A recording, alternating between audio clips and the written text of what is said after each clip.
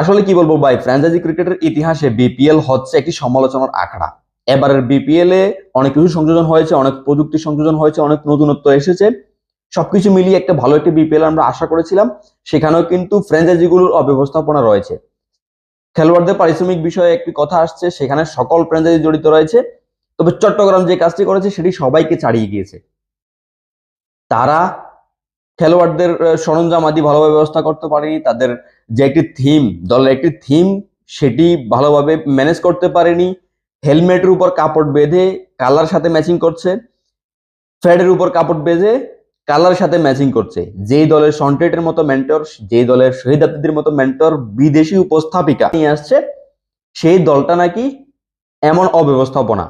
তাদের পারফরমেন্সও কিন্তু সেই অব্যবস্থাপনার সাথে মিলিয়ে গিয়েছে গতকালকে, যেটি স্পষ্টভাবে দেখা গিয়েছে। প্লেয়াররা পুষ্টিকর খাদ্য, স্বাস্থ্যকর খাদ্য না খেয়ে হয়তোবা মেক্সিকান সালাদ খাওয়া শুরু করে দিয়েছে তাদের মেন্টরকে দেখে, উপস্থাপিকা দেখে।